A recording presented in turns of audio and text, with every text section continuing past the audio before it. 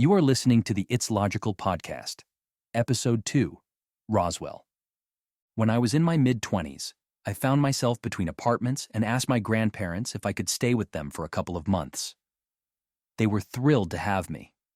My grandmother, in particular, was ecstatic about the idea of cooking for me and taking care of me as though I were still a small child.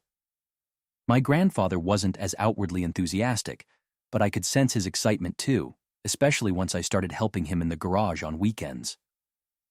Living with my grandparents was comforting and nostalgic. The mornings began with my grandmother's gentle hum in the kitchen, the scent of fresh coffee, and the irresistible aroma of pancakes wafting through the hallway. It was a peaceful time for me, though I did feel a bit sheepish about sleeping in a room that still had remnants of my childhood.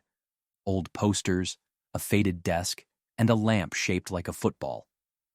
When I finally secured my new place, I packed up my boxes of belongings, making sure not to leave anything behind, at least so I thought. I labeled each box carefully and methodically placed them in my car. My mom stopped by that day to check on things, and everything seemed to be in order. Once I had the last box loaded, I headed off, waving goodbye to my grandparents, who stood on their porch with proud smiles. A few days later, I was settling into my new apartment. Boxes were half unpacked, furniture was strategically placed, or so I thought, and the place was beginning to feel like home. Then one afternoon, my phone rang. It was my mom. She said my grandfather had called her in a mild panic, insisting that I'd left my computer in their guest room. I was puzzled. I had already set up my laptop on my new desk, and I certainly wasn't missing any large desktop or other device. Yet, my grandfather insisted that I'd left behind something that looked very much like my computer. Concerned that I'd somehow overlooked a valuable belonging, I hopped back into my car and made the short drive to my grandparents' house. My grandma greeted me at the door, pointing to the guest room. On the floor, next to the bed, was a space heater I used during chilly nights. I burst into laughter. My grandfather had never seen a space heater like that before, and in the dim light of the room, the sleek metal casing and the glowing lights on its panel had tricked him into thinking it was some sort of computer tower.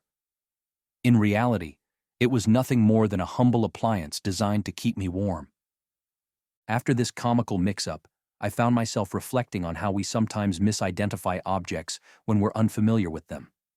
My grandfather, who was fairly tech-savvy for his generation, still mistook the space heater for a computer simply because he'd never seen one exactly like it. It's easy to see how something unfamiliar, or seen in poor lighting, or approached with preconceived ideas, might be mistaken for something far more grand or mysterious. And that got me thinking, could a major historical event or supposed conspiracy be rooted in a similar misunderstanding? If my grandfather could mistake my mundane space heater for a high-powered computer, how might a group of people react if they encountered something truly outside their everyday experience? Take, for instance, the infamous UFO crash at Roswell, New Mexico in 1947. After decades of sensational stories, official denials, and talk of government cover-ups, many people still believe that extraterrestrial beings were involved in that incident. But what if, just like my grandfather with the heater, it was a case of mistaking advanced or unfamiliar technology for something entirely alien? According to some accounts, the Roswell incident could very well have been the misidentification of a weather balloon or a top-secret military project. In the late 1940s, military technology was advancing rapidly, especially in the early years of the Cold War. Projects existed that the general public, and certainly many in rural areas, had never heard about. Imagine people in a remote part of New Mexico stumbling across weird debris made of unfamiliar metals and designs that didn't look like anything they had seen before. If my grandfather could think a space heater was a computer, it's not hard to imagine folks who had never seen classified materials or certain experimental balloons jumping to the conclusion they'd found fragments from an alien spacecraft. Now, before we dismiss the entire Roswell story as simply a case of mistaken identity, let's examine the traditional account as it's been handed down through popular culture. The Roswell incident dates back to July 1947, when a rancher named Mac Brazel discovered metallic debris on his property, newspapers quickly released sensational headlines declaring that the U.S. Army had recovered a flying disc. According to many UFO enthusiasts, the Army whisked away the remains of an alien ship and even alien bodies, trying to keep the discovery under wraps. By the time the Army issued a statement claiming that it was merely a weather balloon, the story had already taken on a life of its own. Tales circulated about secret autopsies, hush money to silence witnesses, and unmarked trucks transporting odd cargo to unknown destinations.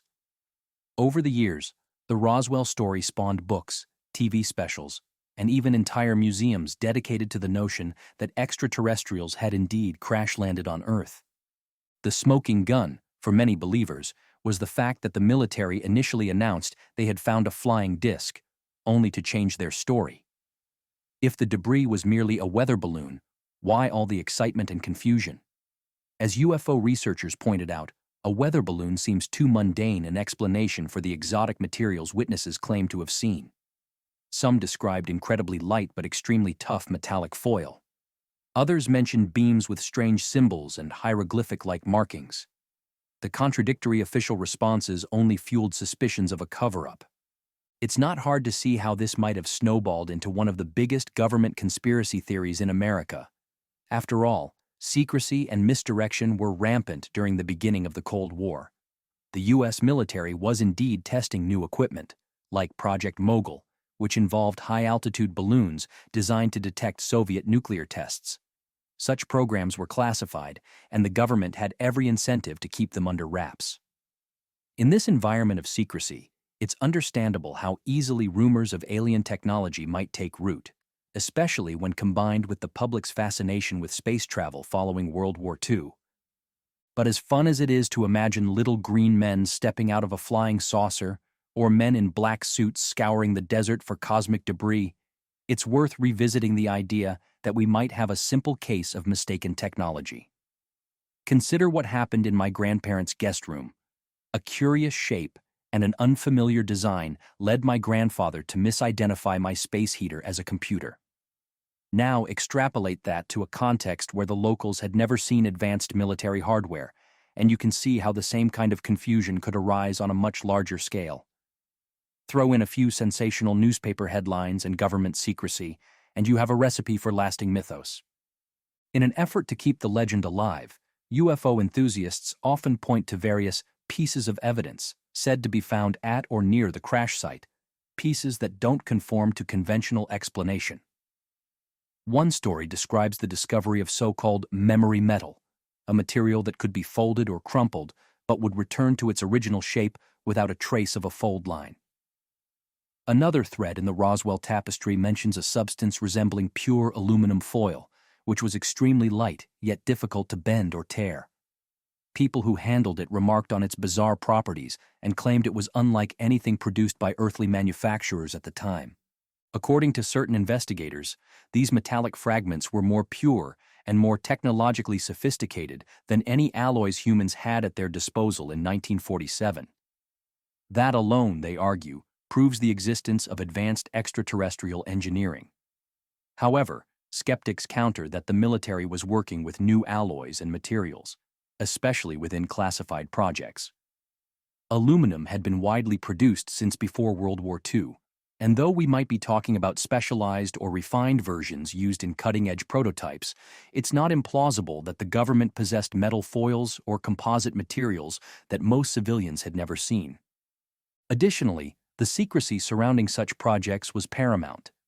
If part of a top-secret balloon or some other experimental device crashed in a rural desert, the authorities might well descend upon the site quickly, collect the remnants, and instruct locals to keep quiet for national security.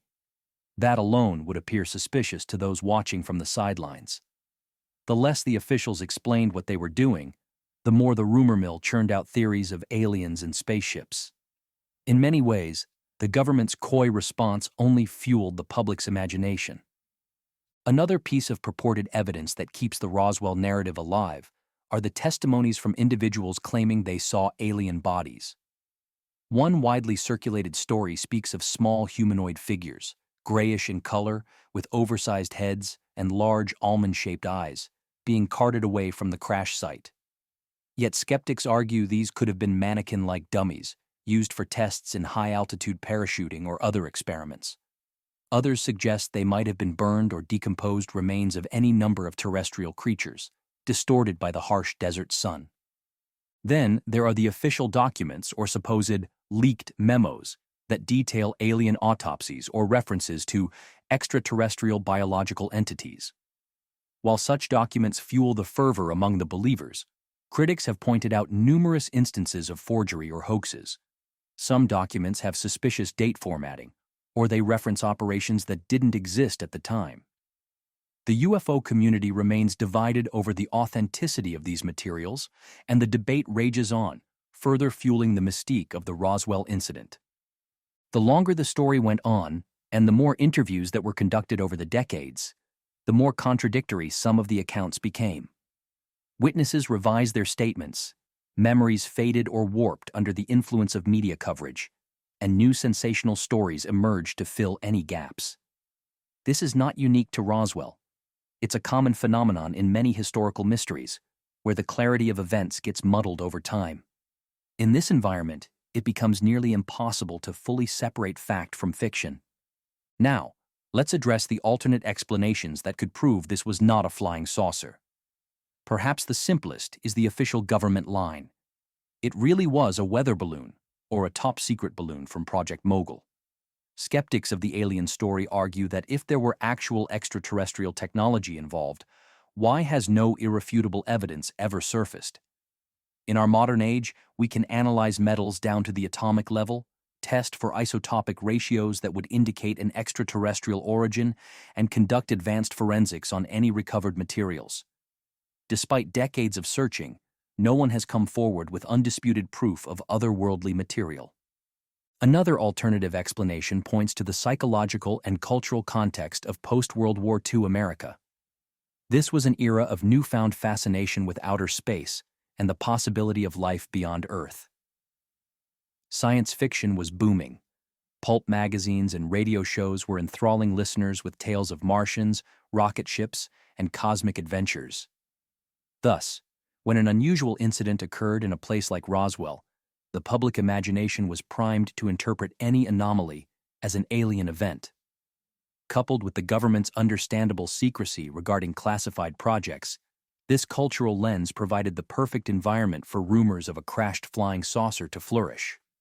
Additionally, modern reevaluations of testimonies from 1947 suggest that the strange symbols found on supposed wreckage might have been the decorative tape or markings used in industrial manufacturing processes.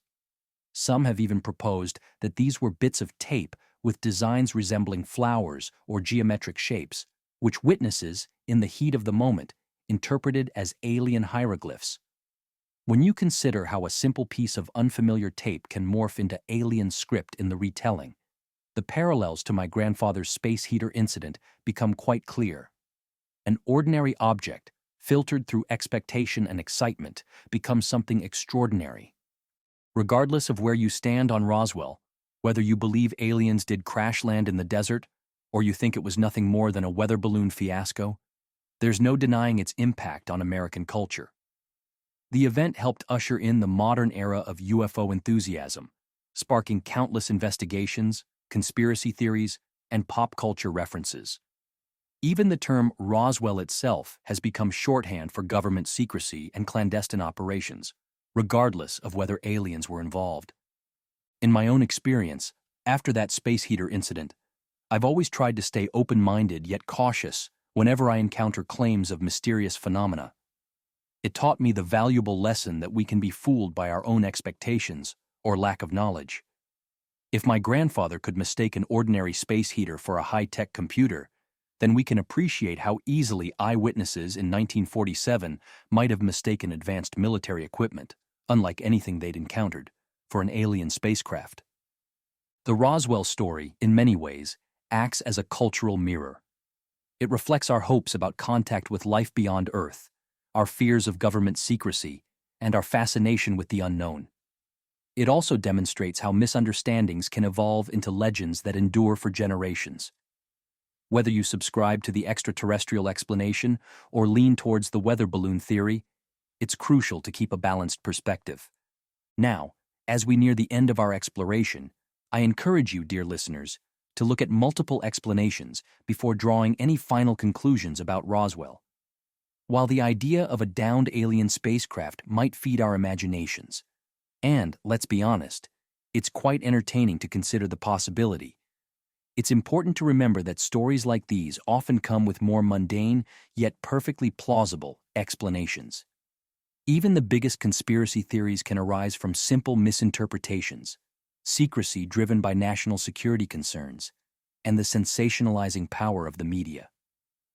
It's fun to think about government conspiracies and flying saucers, and they certainly make for riveting television shows, films, and late-night campfire stories.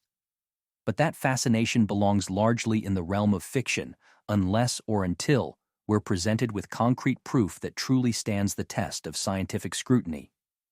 For decades, dedicated researchers have combed the New Mexico desert, scoured archived documents, and conducted countless interviews. While they've amassed intriguing anecdotes and partial clues, none of it has definitively proven that extraterrestrials crashed at Roswell. Ultimately, our collective imaginations can make a simple piece of experimental material into something extraordinary. A reflective scrap of metal can transform into a shimmering alien artifact. A mannequin can morph into an extraterrestrial body. A hush-hush government project can become an interstellar cover-up of epic proportions. And if there's anything to learn from all this, it's that the truth often lies somewhere between mundane explanations and the more sensational rumors. Just as my grandfather's confusion in mistaking a space heater for a computer was resolved with a simple explanation, many extraordinary events might have similarly earthly origins. Therefore, as we conclude this episode, keep that skepticism close and your curiosity even closer. Let the Roswell incident remind you that the unknown isn't always extraterrestrial. It can often be an undisclosed piece of technology, a secret military operation, or even a simple misunderstanding blown out of proportion.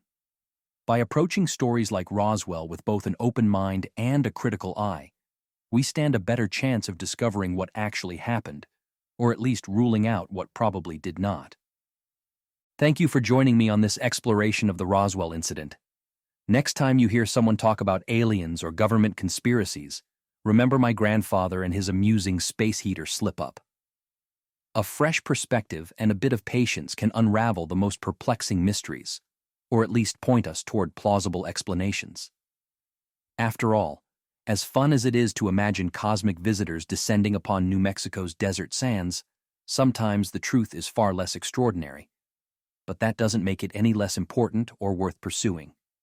With that, I invite you to continue looking into the Roswell story, or any other mystery you come across, with genuine curiosity, but also with an understanding that the simplest explanation is often the correct one. Until next time, stay inquisitive, stay balanced, and remember that while imagination can take us to fascinating places, it's always wise to keep one foot grounded in reality.